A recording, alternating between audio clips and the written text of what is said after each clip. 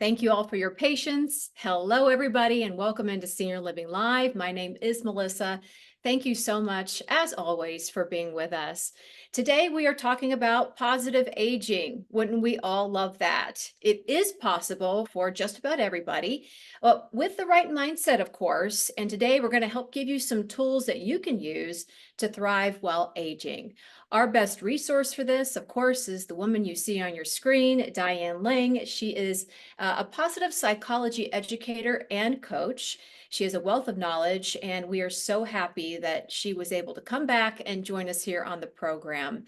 Now, this webinar we expect will last about an hour, and we will make up for the time that we just got logged in here. So we're looking to go to the top of the hour, maybe just a couple of minutes after that. We, of course, as always, encourage you to be a part of the conversation. And to do that, you can just scroll down to the bottom of your screen where it says Q&A. Feel free to type your questions out there at any time during the presentation, and I will be happy to read those to Diane at the end of her webinar. Thank you again for being here, Diane. It is lovely to see you again. The webinar is all yours. Thank you so much, and it's great seeing you again, too. Hi, everybody. Welcome to Positive Aging. My name is Diane, and I have been an educator teaching at Montclair State University for over 17 years and have been a counselor, excuse me, for over 20 years. So I'm really excited to get started, and let's get moving. So a little bit about the science behind this. Everything we're talking about today comes from positive psychology. And if you haven't heard of that, positive psychology is just the newest branch of psychology. It was coined in 1998 by Dr. Martin Seligman, who at the time was the president of the American Psychological Association and now runs the graduate school at UPenn in positive psychology. What makes it a little different is when we're talking about typical psychology, we're talking about mental illness, we're talking about what makes us depressed, anxious. When we're talking about positive psychology, we're talking about what makes us happy, what makes us resilient, optimistic, and having an overall really good well-being. And under the rainbow or umbrella of positive psychology is positive aging, which is my favorite as I age, positive education for the school systems, and positive parenting. So today we're going to really talk about how to age well. And I've put in a few quotes to start because for me, they really hit me, and I'm in midlife. And when we're talking about positive aging, we're talking about aging well, starting as early as possible. So whether it's young adulthood, 20 to 40, 40 to 65, where I am in middle adulthood, or later adulthood, 65 plus, we always want to be positive aging. And especially because we're living much longer. We're actually living today anywhere between our mid to late 80s, healthy and happy. And according to the science, this is a little scary, but the newer generation, which is even newer than my daughter, who just turned 21, they will be able to live to, they think, a lifespan of 120 due to all the medical updates and artificial intelligence, which will be able to do things we could never do before. But either way, we always want to age as well as possible, healthy and happy, right? So the first thing is by David Bowie, the famous musician. He wrote, "Aging is an extraordinary process where you become the person you always should have been." And why I love that is it's so true. As we get older, we get more confident.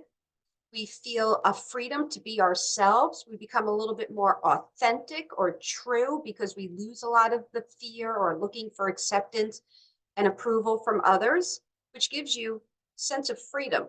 I wish I had all that experience and knowledge when I was in my 20s and 30s, would have saved us a lot of pain. But as we get older, we realize that and we feel more confident in our own skin.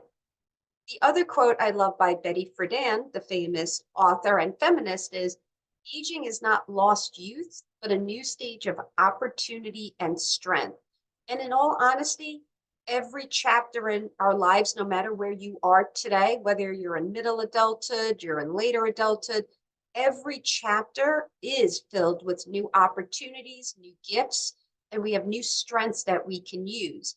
And remembering this, every chapter in our life, whether it's due to aging or it's a chapter that's due to your kids moved out and it's empty nest, you're semi-retiring or retirement, you're downsizing. All of that is an ending, but also a beginning. So every time we have a beginning, we are met with new opportunities, new gifts, new possibilities, and we always have the strengths we always had and new strengths. So really, aging is all about how you perceive it, how you look at it, what lens are you looking through. And that's really important because mindfulness, being mindful, is all in our control. So when you look at every situation that happens in your life, there is two sides to every situation, right? There is the positive side and the negative side. But the good news is you get to choose where you put your attention and focus and concentration. So with aging, with any situation, you want to think about where are you putting your focus? It's all in your control, which is great news because we tend to think we don't have a lot of control as we age, but that's not necessarily the truth by any means. So if you can think of aging as a gift, which it is, right? Unfortunately, I just lost a close friend of mine a week ago and he was 76. That's still very young. So it's really about thinking of aging as the gift. Now, a little bit about the placebo effect and the emotional side of aging or the mental side, right? When we talk about aging, we tend to look on the physical side, which is really important, and we know that. But what about the emotional side and how it affects how we age? Well, there is a great experiment done by Ellen Langer. It's called the Ellen Langer placebo experiment. So Dr. Langer is the first female full-time professor at Harvard University. She's also an author. And in the 1970s, she did this great experiment where she took 20 men to a kind of a retreat for a week. Now, back then when she did this, it was the 1970s. 20 of these men were all in their 70s, mid 70s. And what has happened to them is in their 70s, they were all feeling a little depressed. They felt like they didn't have any purpose or meaning anymore. Most of them felt sad, they said. They had arthritis. Most of them walked with a cane or walker. They were hunched over. Their fingers were a little bit. And she took them up to this retreat where everything was laid out to be like it was in the 1950s. And in the 1950s, these men were all in their 50s and they felt vibrant, full of life. They felt active, they felt strong, and they were enjoying life. So she took them there for a week and they had this whole retreat set up like it was the 1950s. They had the TV that was in black and white. They had the tray tables that people ate with the TV dinners, every magazine, every news article, the music, every type of interior design was set up that it looked like it was the 1950s. Now, when she got there, her and her teaching assistant realized they made this big mistake that they didn't have any help. And all of these gentlemen getting on the bus with their luggage had help. So when they got there, most of the men were like, I don't even know how to get my luggage into the building. I'm not strong enough. I don't have enough energy. She said it took them hours. People were helping. They were pulling things out of luggage to make it less strong, and she kept saying, what a mistake. I shouldn't have done that. Halfway through the week, after feeling that it was in the 1950s, the gentleman really started believing it was the 1950s and they were in their 50s. By the end of the week, every one of those participants in this study gained weight, and they all needed to. They all left without their cane or walker, carried out their own luggage, walked straight instead of hunched over, and their moods were completely different. That's the placebo effect. What you believe absolutely affects how you age. So when you think about that placebo effect, and we're not saying don't get traditional medicine or any help you need traditionally, absolutely.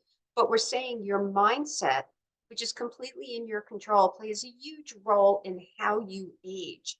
And we also seen this even with illnesses. If you've ever heard of Dr. Bernie Siegel, he's a physician that deals with cancer in New York City. And he wrote a book about the same thing. He would have clients who came in with a cancer diagnosis that was completely treatable. But if they thought they were going to die and there was no hope, they usually did.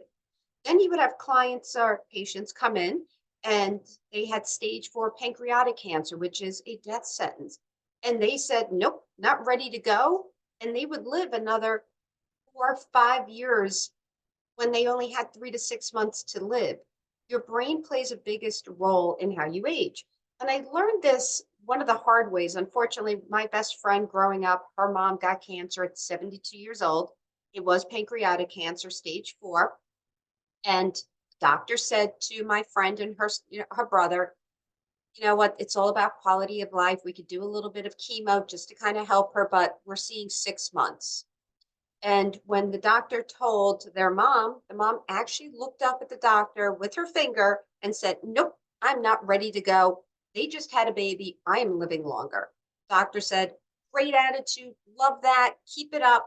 It still turned to, my friend and her brother and said, "The attitude's great, but again, we're looking at about 6 months." 7 years later, no exaggeration, 7 years later, she finally passed on. The last 6 months were a little bit hard for her, no doubt. She got 6.5 great years. And the really ironic part is she was a smoker. She smoked cigarettes her whole life.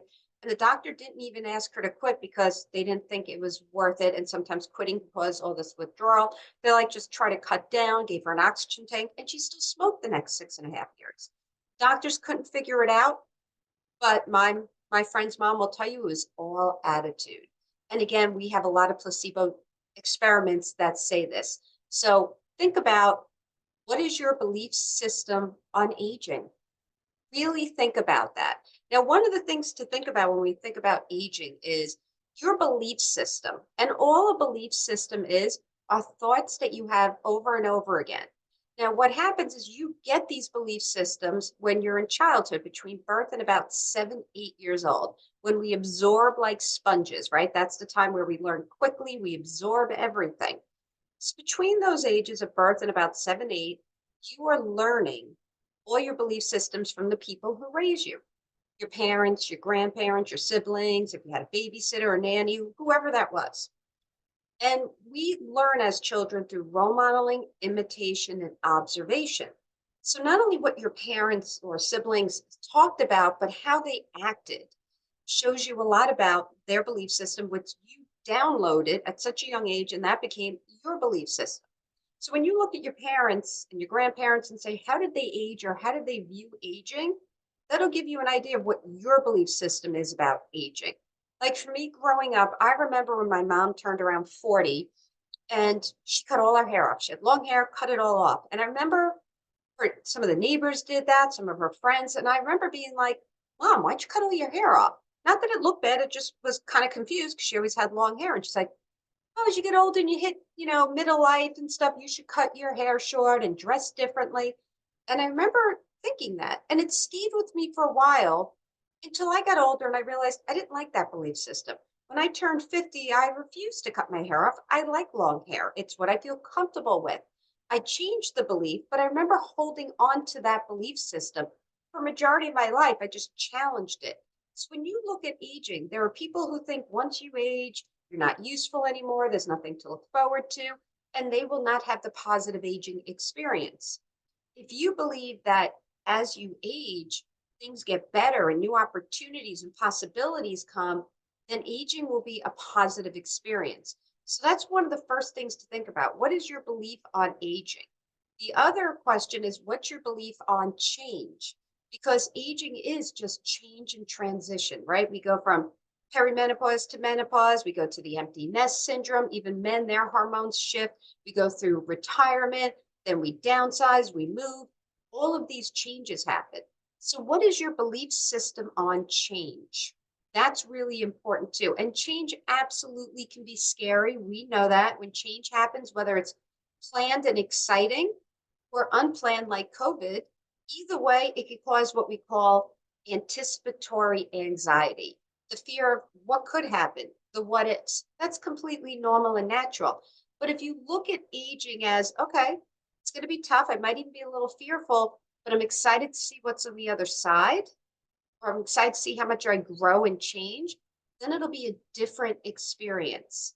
So I want you to think about how to handle change. How do you handle transition? What's your belief system? Because those two are really important because, well, with aging, everything's changing both physically, what's going on around in the world, and emotionally, as well, even spiritually, things change.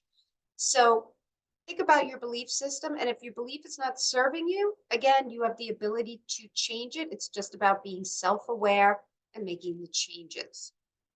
The next thing to think about is aging and how we age. This was a great new statistic that I learned a few years ago that's really shifted my view on aging. Only 25% of genetics plays a role in your longevity. Think about that. When I first graduated graduate school for my master's and I started counseling in the mid to late 90s, I remember having clients coming in going, I can't change. I'm a victim of my DNA. It's my parents' fault. And we used to fully believe that. Now we know this aging is only affected genetically by 25%. The rest of how you age is all lifestyle. And what we mean by lifestyle is thinking like this. With lifestyle, you want to remember that lifestyle is about managing your stress. How do you cope with stress? How do you cope with change? Now, remember, we can't live a stress free life. If I ever find that magic pill, I promise to pass it on. But the truth is, stress is not necessarily so bad. Excuse me. Excuse me. Been having allergies here in the New York area. All the flowers are blossoming. But it's how we manage stress. So as you age and you start thinking about it, yes, genetics plays a role, but what does your lifestyle look like?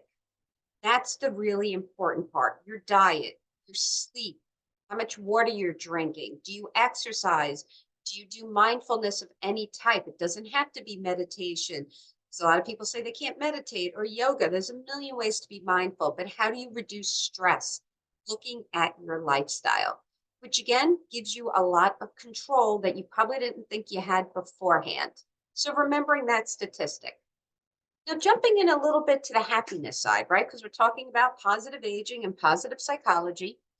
What do you think is the happiest age range? Just think about that for a minute. Growing up, we've had young adulthood, we had our teens and tweens, right? Then midlife. What age range do you think is the happiest? So surprisingly, when I learned this research, it wasn't what I thought when I learned this 15, 20 years ago. But the truth is, most people think that the happiest age is younger, but that is not the case. So the two most miserable age ranges where we are our least happiest, the first one is teens, tweens, which makes sense, right? Adolescents. We're going through all those changes. Who am I? Who do I want to be? Where do I fit in? As well as all the changes we go through physically with hormones and puberty. We call that age range identity confusion. Now you know why. The next miserable age range, believe it or not, falls in midlife. Now, midlife is 40 to 65. It's a long range. But most of the time, the unhappiness, which we call the U, it's shaped like a U, is in the 40s. Because what happens is we have perimenopause and menopause. A lot of times it's empty nest. A lot of times it's the sandwich generation, taking care of your kids as well as your parents. But what happens is somewhere in your 40s, you start reevaluating your life. You think about what you plan. So most of us make our plans of what our life will look like in our late teens, early 20s, and we decide we're going to marry this type of person, have this many kids, live in this area, do this kind of career, whatever your dream look like, right? It's different for everybody. And somewhere in your 40s, you go, you know what? That dream, it didn't turn out as I planned. Or that dream, that was a real dream in my 20s, but I don't feel the same way in my 40s, which is completely normal because we're always changing and growing. So we start kind of reevaluating, and it doesn't necessarily mean that you have a midlife crisis. I hate that kind of wording because the truth is we have crisis at all ages. We're just shifting, we're just transitioning. So that can be tough. But then usually somewhere in your early 50s, you start peaking a little bit. And what happens to most people in their 50s is they start having the sense of freedom because they're no longer looking for acceptance and approval from outside of themselves. And that's huge. And when I first started counseling again in my 20s, I remember hearing clients say to me, all of a sudden, anywhere between like 50 and 54, I just, excuse my language, but this is exactly what clients would say. All of a sudden, I just didn't give a crap what anybody thought of me. And I didn't believe it because I was like 27, 28. I'm like, really? And it's so true. I hit 53 and all of a sudden I was like, you know what? It's okay if you don't like me. I mean, of course, we care about the people we love close to us, our family and close friends, but no longer caring what everybody thinks about us is such a sense of freedom. And that starts usually in your early to mid 50s, but the peak of happiness is 60 plus. We get happier as we get older. Now, there's a few things in there that can shift that, right? So, if you have an injury or an illness, just so you know, of course, that can shift your happiness levels. But remember this, that's for any age. You're going through an injury or an illness, even if it's shifted who you are and shifted your identity, you have to make all these changes for life. It'll take you a while to heal physically and emotionally. You'll grieve who you thought you would be. You'll grieve your pre injury or illness life. But after you get through that, which could take a few years, you actually go back to the same happiness that you are pre illness or injury. And I've worked for over 15 years when I was counseling full time with traumatic brain injury and spinal injury. I had many clients who had a normal physical life and then due to a stroke, due to a brain injury, an accident, military, whatever it was, a lot of them were now paralyzed from their chest or waist down. And yes, they had to heal, they had to grieve. And again, physically and mentally, 2 to 3 years later, they go back to their set point of happiness. And the same thing happens for us. So that can shift it for a little while, but you do have the ability to go back to being whatever your happiness level was pre that injury or illness. The other thing is losing a spouse, right? And as we get older, that absolutely can happen. And this is the thing, even if we lose a spouse, which is horrible, again, we need to go through the healing and the grieving process, but we do have the ability to be happy after that. But again, it could take a few years. So we do get happier as we age. We also gain confidence. Again, we're more comfortable in our own skin the older we get. You get a sense of peace, as I talked about, because you stop looking for that acceptance and approval. Not only does it give you peace, but it gives you a sense of freedom that you didn't have before. The other thing that can happen is we're open to taking a few more risks. And again, that starts happening in midlife all the way straight through because one, we have more resources to do it, which could be financial, supportive, whatever that is. We're also more experienced to know that what we can do, and we're open to it. Now, as we get a little older and we hit later adulthood, sometimes people get a little more nervous, but there's a big chunk in there where we are willing to take some risks. And again, risks don't have to be huge. It could be just trying a new food or drink. It could be trying a new sport. Maybe you switch from tennis to pickleball. Might be trying a different way driving to a different restaurant, like taking a different route. It's always just about stepping outside of your comfort zone, which should be a daily thing. So every time you step outside your comfort zone, or I have my clients just ask themselves this, how can I challenge myself today? Just asking yourself, and again, it could be small. It could be, I normally have orange juice for breakfast. I'm going to try grapefruit. Don't know if I like it, but I am. And you know what? We always eat at this place. Let's try a new place. Or I always read fiction. Let me try nonfiction. What happens is every time you challenge yourself, you grow and expand, which is why you always hear happiness is on the other side of your comfort zone. And I don't want you to live outside your comfort zone because if you live outside of it, you'd be on fight or flight all day. But when you take those little risks during the day, every time you do it, you grow and expand. You also build resiliency because even if it doesn't turn out, maybe the restaurant was horrible and your food was bad. Maybe you tried asking a question at an event and you didn't get a good response, you got ignored. Either way, you start seeing, okay, that didn't work out as planned, but I survived that. I may have even thrived from it. I learned from it. That's building resiliency. It also shows fear that you're not willing to let it control you. We're all going to have fear, as we said, especially with aging and all the unknowns and uncertainty. But you'll feel the fear. Can't say that. You'll feel it. But if you still do it despite the fear, you're embracing it, knowing, okay, I feel it. I know you're there, but I'm not going to let you control me because fear could be very paralyzing. So the more you challenge yourself, the more you let fear kind of push away and not control your life, which is really important. So every day, just ask yourself, how can I challenge myself today? How can I step outside my comfort zone? Really important. And it's something if you do every day, you'll see the growth. And I see a lot of my clients are trying a new form of exercise. They're trying to challenge themselves, maybe by doing a 5K, whether it's walking or running. They're challenging themselves by learning new things. There's so many different ways. It's just want to keep your brain fresh. Thinking of your brain as a muscle is really important because it is like a muscle. We have two things we now know we can do. You can retrain your brain to go from negative to positive. We also know that you can retrain your brain to have better memory. And one of the best for cognitive skills, right? Your memory, your focus, your attention span, your concentration, all of that is learning new things. Every time we learn something new, we're working our brain. So if you think of your brain as a muscle that you can improve on, like your bis and tris, well, not me. I'm pretending I have a muscle, but just say I did.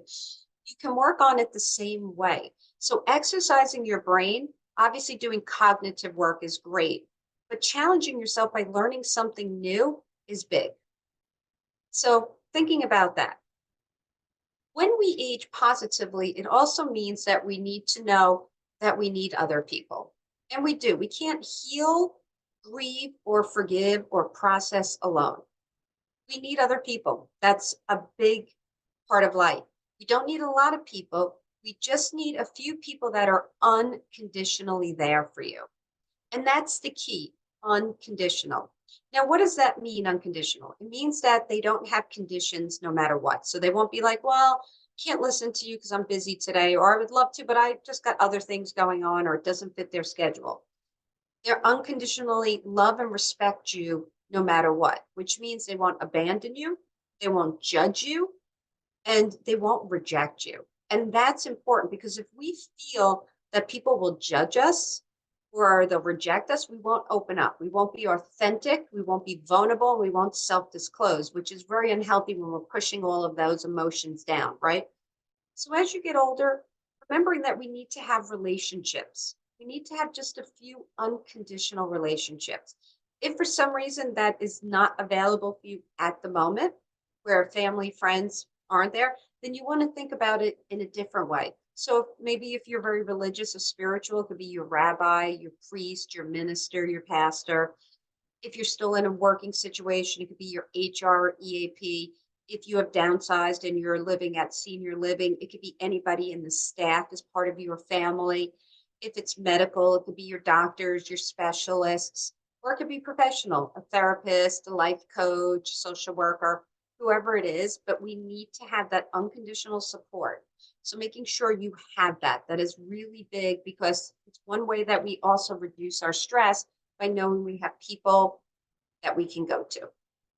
So the other way with thinking, because we're always talking about the emotional side of aging, is a lot of people think when they're aging that they're old and they're broken. I've heard this from a lot of my clients. I just, I'm broken now. I had a client say this to me the other day. She's 61 or two, and she said, I'm just broken. I've been through so much. I have so much baggage. I'm divorced. We're not broken. No one is broken. No one needs fixing. We're just human. That's all it is. So again, even if you've had a lot of past baggage, even if you've had a tough time in certain areas of your life, it doesn't mean that you're broken or need fixing. This is the truth about aging and living. If you're going to be part of the human experience and you're going to age, you're going to have setbacks, you're going to have failures, and you're going to make mistakes. Completely normal and to be expected. The thing is, how do you look at it? All setbacks, failures, and mistakes are really just teachable, learnable moments. And if you can look at it from that growth mindset and ask yourself those questions every time you go through a tough situation, what did I learn? What did I learn about myself? What did I learn about the situation? How can I do things differently moving forward? Then really it was just a learning experience, which is what we want. That's how we grow and expand. And that is really important. So thinking about aging is not something to be fixed. Now, when we're aging and we hit that midlife and up, we get more me time because our kids are older, whether they're still living home, or you have empty nest where they're gone, you still get more time. So my daughter still lives home. She's 21, right? She'll be graduating college in May. But I still have a lot of time because she's always at school, working full time, and her boyfriends. We don't see her that often, which leaves a lot more time for me to do things that I would have never done when she was younger because I didn't have the time. And any time I did have, I wanted to spend with her. But now that she's older, I have more time to do the things that I want. So a lot of times we push our dreams and our goals to the side to take care of our family, which is great. But once you hit an age where they don't really need you so much, or they're living on their own, it becomes your time to pursue whatever it is that you wanted to pursue, which is really important because even if you're semi retired or retired, you still need to have purpose and meaning. Those are top factors of happiness.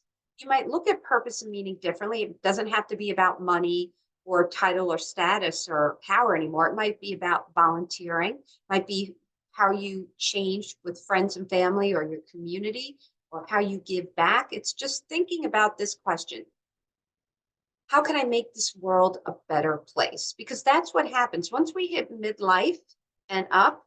What we care about becomes more about the world. When we're younger, teens, tweens, young adulthood, it's not that we don't care about other people, but we're a little more self absorbed because we're trying to figure out our own life.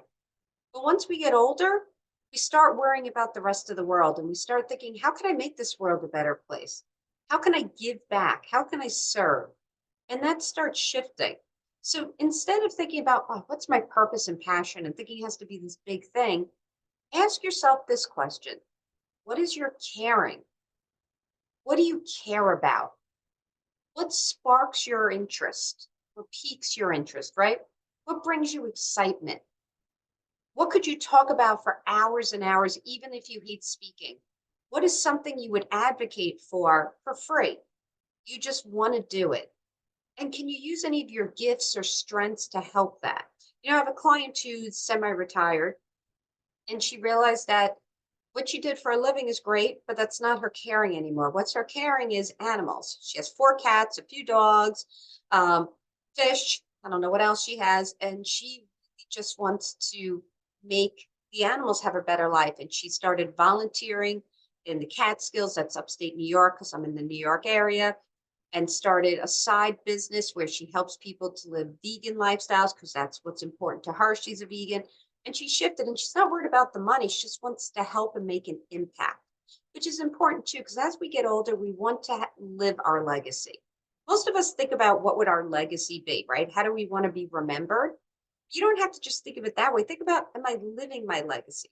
If I want to be remembered as somebody who's animal friendly, who made a difference in the animal world, like my client, then absolutely she's going in that direction. She'll leave that impact, but she's living it currently.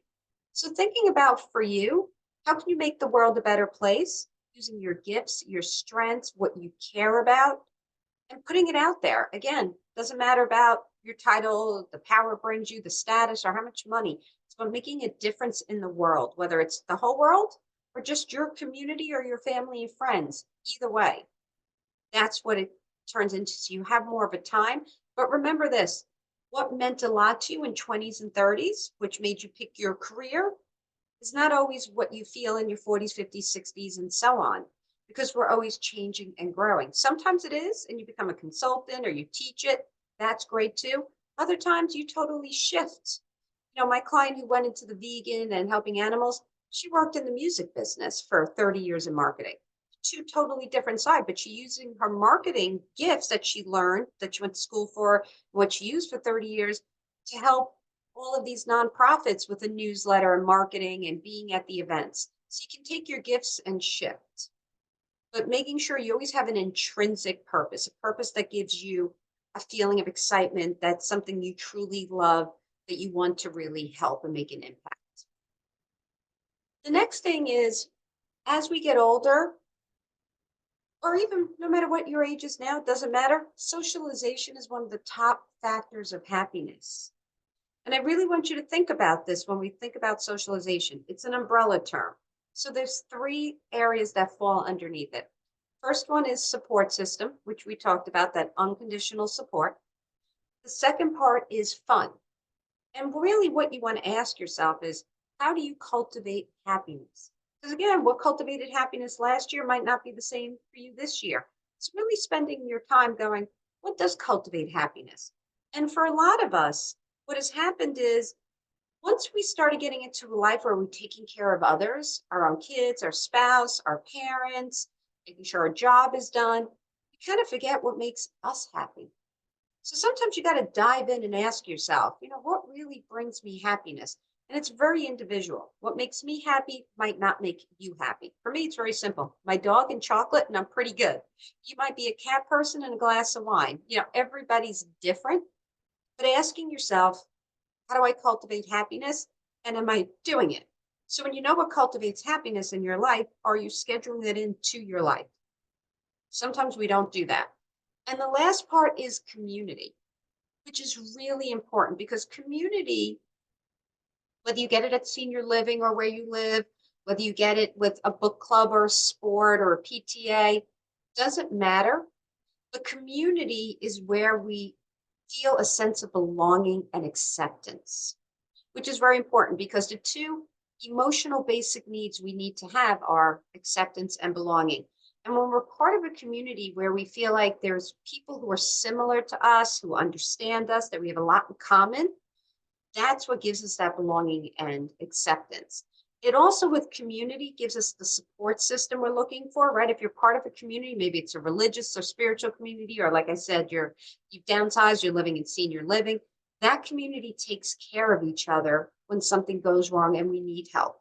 It's also the biggest way to kind of combat loneliness because we talk about the epidemic for aging, which is loneliness, right? And loneliness and isolation are top factors of depression outside of mental illness, which is why we saw such a big, you know, mental health shift during COVID because people were so lonely and isolated. So you want to make sure that you are having that community wherever you get it from.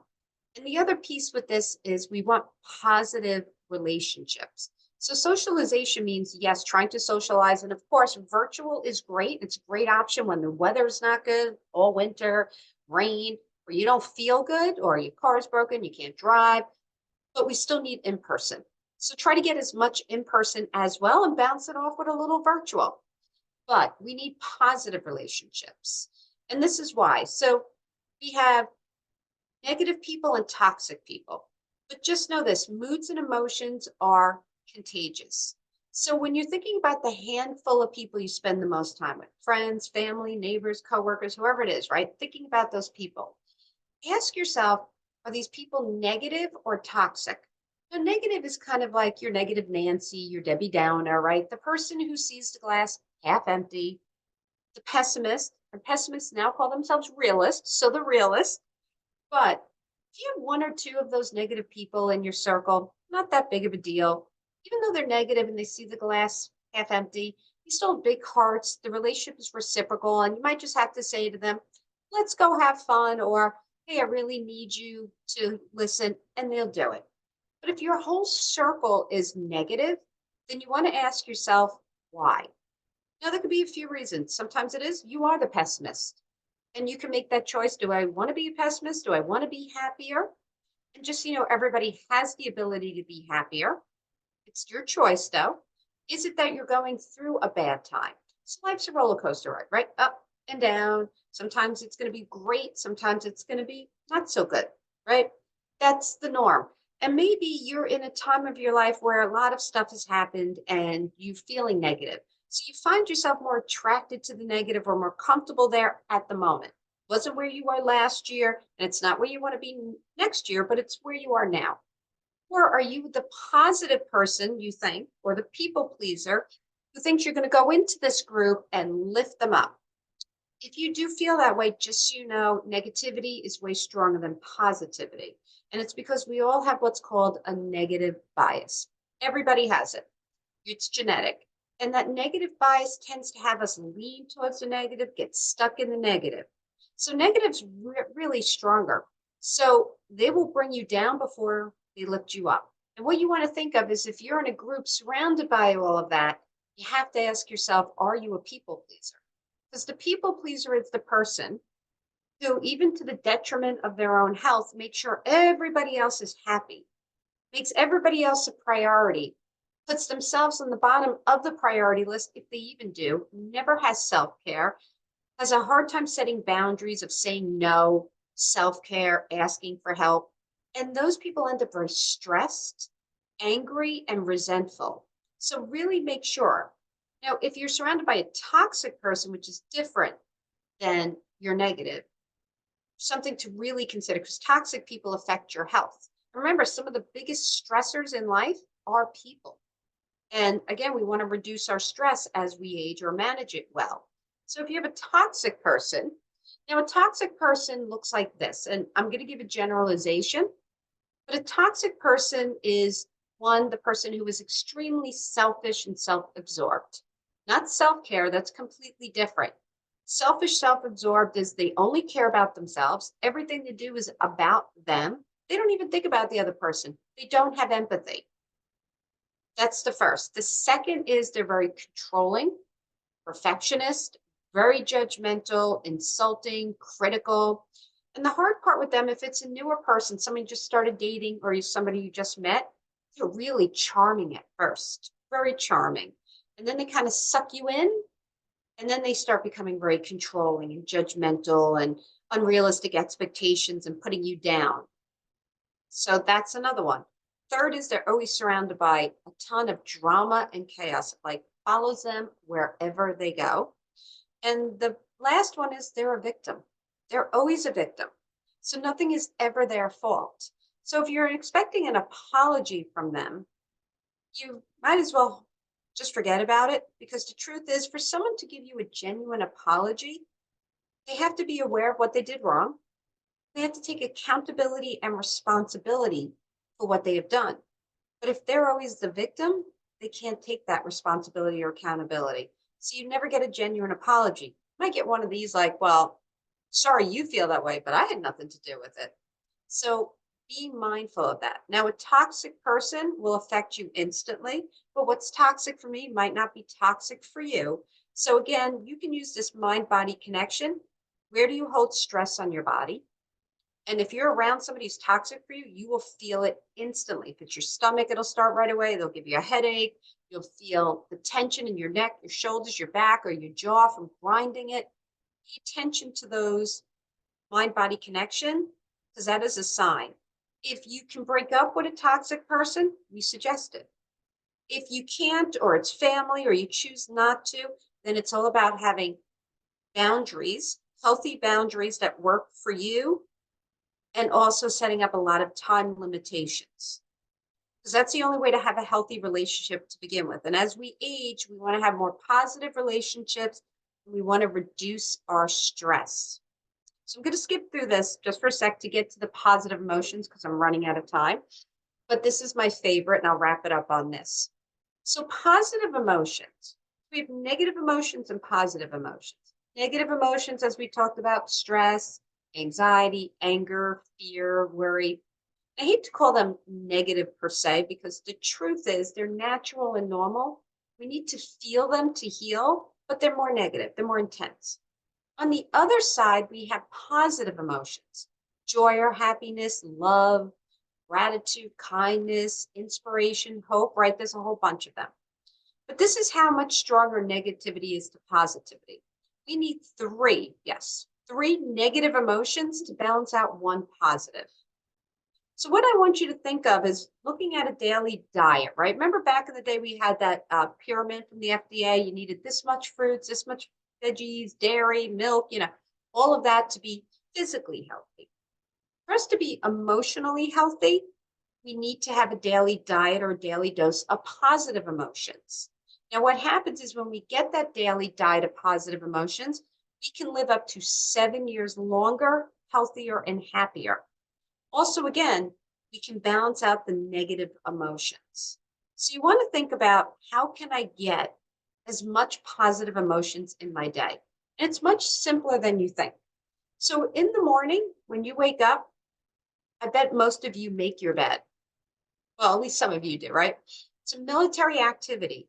But if we make our bed, which takes 30 seconds to a minute, we get the two positive emotions of pride and accomplishment just from making our bed. If you get up and you get dressed, even if you're staying home, Just change your clothing. That will give you more pride and accomplishment. So right there, you get it just from making your bed and getting dressed. At the end of your day, I tell my clients to do this all the time. Do gratitude. Gratitude is a superpower because it's a positive emotion. So it gives you the boost of happiness, but it's also a form of mindfulness, which is the only natural way to de-stress. So at the end of the day, before you go to bed, you can write it, you can say it out loud, you can say it in your head, but just ask yourself, what are one or two things or 2 to 3 things that I'm grateful for that happened today? Looking through your day for those little gifts, blessings, and miracles. They could be the smallest, but just by doing that every day, you're getting gratitude. So now we have pride and accomplishment and gratitude. If you could do one more, which is just doing a random act of kindness, which could be anything from saying hi to somebody, a smile, holding the door open, giving a compliment, sending a text or an email, or calling somebody just saying you appreciate them and thank them for being such a great friend, or whatever it is, you got a random act of kindness. You paid it forward. Every time you do a random act of kindness, not only do I get the boost of happiness, but the person or people I did it for get a boost of happiness. So it's a win-win on both sides. The other thing is it boosts your self-esteem.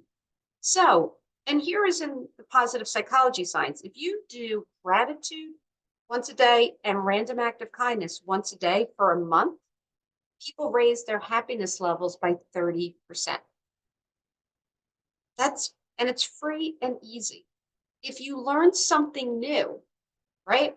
You get interest and curiosity just by learning something new. Whatever it is, you can watch a TED Talk, read a book, learn do something on a video where you get a free video, you're learning something, take a class. Whatever it is, you learn something new, you get that interest, you get that curiosity. The same if you step outside your comfort zone, you get that interest and curiosity.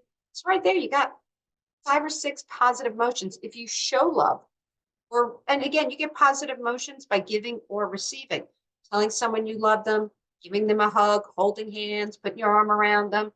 All of that is love, right? So there's so many different ways. And here's just the bonus. Every time you smile, you hug, you hold hands, you spoon, you cuddle, you get a boost of endorphins. And endorphins is the chemical that makes us feel good, the pleasure chemical that also reduces chronic pain. So get as many positive emotions during your day as you can get. And again, I'm just giving you a broad range, but there's so many more, and that'll make a big difference for you. All right, so I don't want to keep babbling to you because as you can tell, I will. It's about 5 to 1, so I want to open the floor for any Q&A. So I'm going to stop sharing. And I just want to say thank you, everybody, for being here. Melissa for hosting for us at Arbor, and see if anybody has any questions, thoughts, or comments. This is a very good time for all of you to get those questions into Diane. We put the instructions in the chat box. And Diane, just to let you know, everybody has stayed. Everybody who entered to watch us, to view this webinar has stuck around to the very end. So hopefully that means some of you have questions. We did have a couple of comments from JP Smith. JP says, let your group know my secret to life is this: cause stress, don't suffer from it. Not a bad way to be, I guess. And then JP did ask, are the slides going to be available? So I'm just gonna, can I type an answer on any of these? Yes, but the answers won't show up to future viewers of the webinar on the backside. Okay, so they're recording it, so I assume the recording will go out, but I will put my email up here for anybody who's on it. If you do want a copy of just the PowerPoint, if that's better than the recording, that's my email. I'm sending it on the Q&A. So you can see it. It's just dlcounseling2014@gmail, and I can send you any slides as well. So DL Counseling 2014@gmail. I went to put it on the chat, but our chat is closed, so I couldn't do it. Understood. Okay.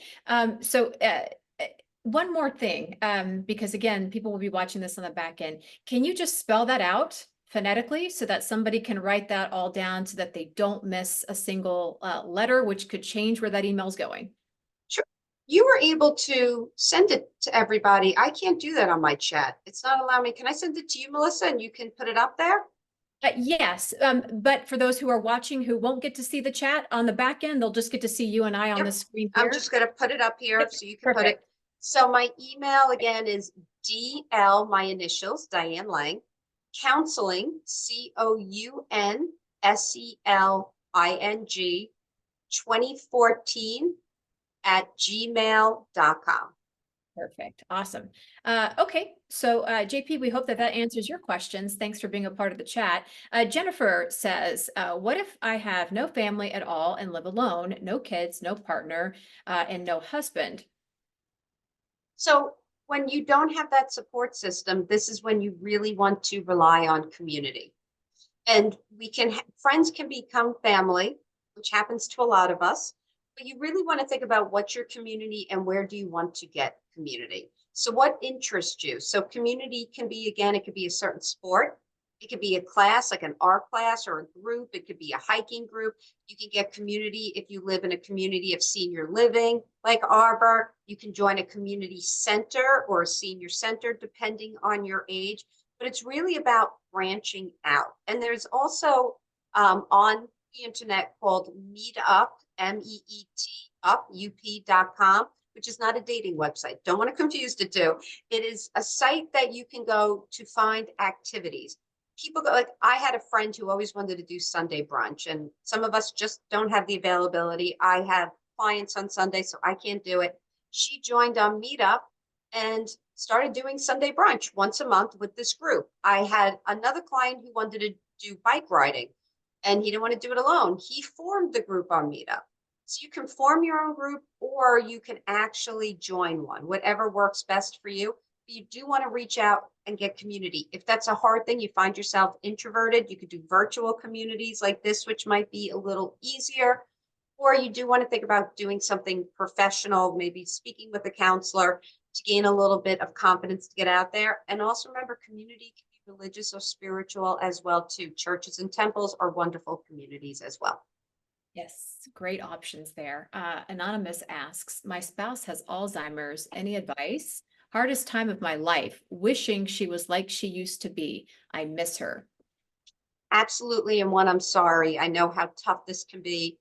Working with brain injury, no matter what their age is, they all have the same signs of dementia and Alzheimer's. And they could be 20, and it's really tough on the spouses and the family. So the first thing is self-care. Make sure you're taking care of yourself, because when you have a spouse or a family member with any illness or injury or Alzheimer's, you become the caregiver. And it's very easy to have caregiver burnout or compassion fatigue. So make sure you're taking care of yourself. And what self-care is for you, first, making sure your basic needs are met, you're getting enough sleep, your diet looks good, you're drinking enough water, not caffeine, water, and you're getting exercise, whatever that looks like for you.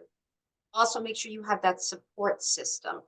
Really important. And there are groups for caregivers. So if you'd rather a group approach, that might be one way. Or, of course, counseling or anything individual, that's up to you. But you need to make sure you have self-care and a support system with this. The other part is you need to grieve who they were. You're grieving. And that's really something that we forget about with Alzheimer's and dementia. Your relationship has changed, your spouse has changed. So you're grieving what was. And if you don't give yourself that time to process that and grieve, you're never going to get to the healing process. And it's going to continually change because Alzheimer's, it progresses with age as they go. So you want to make sure that you start the grieving process. And there's no time limitation on how long it takes, just at least starting that. And you could also do some meditations that are called loving kindness meditations. They're for compassion. And again, a lot of times we're really good at giving compassion to others, but not really good at self-compassion. So making sure that you do take care of yourself, and you can go on YouTube, or there is a great, what's the name, app that's completely free called Insight Timer. So it's INSIGHT, Insight Timer, TIMER. And it has one of the biggest libraries of meditations, stories, music that's very calming and meditative. And that could be helpful as well. So I hope that, you can do some of these things and do some mindfulness to help yourself de-stress, whether it's exercise, meditation, writing, whatever you choose. Yeah, and many groups available out there with spouses in the same situation as you that, as Diane said, could you could befriend and learn from, and just know that you're not alone. So, and I think that's the most Absolutely. important thing. You're not going through it alone. JP does say thank you, Diane. We all say thank you as we wind the webinar down and bring it to a close. Just want to remind everybody that the email you use to RSVP for today's webinar will be the email that we will send this very webinar to you. A link to that email address with this webinar for Diane, and you can share it with your friends. You can watch it again, share it with family members. Just watch it again, and the slides, as we mentioned, will be a part of the webinar that you will see in the email that we send out tomorrow. Diane, as always, thank you so much for being here with us. I really, it doesn't matter the age, we're all learning, right? And even for Absolutely. myself, I was taking down notes, and I love the part that you said about continuing to challenge yourself, because it truly does give us a reason to get out of bed every morning, and keeps your mind sharp, and depending on what you're doing, keeps your body sharp as well. And we all know those things are so important as we age. So thanks for bringing that home and bringing it full circle to us who may know it, but maybe just aren't doing it. And maybe this will be the catalyst to get everybody up and moving in the right direction. So again, thank you for the time. And thank you all for being here. Thank you for hosting. And yeah, I think we all need a reminder, including myself. So I hope everybody has a happy spring and enjoys the rest of their week. And thank you for being here. Yes, and thank you, Diane. Come back anytime. If you enjoyed this webinar with Diane, she has a couple more on our website. It's www.seniorlivinglive.com. There you can find all kinds of videos about senior living. They're available anytime you want to watch them, and they are all free. Thank you so much for being a part of Senior Living Live. Have a great day, everybody. Bye, everybody.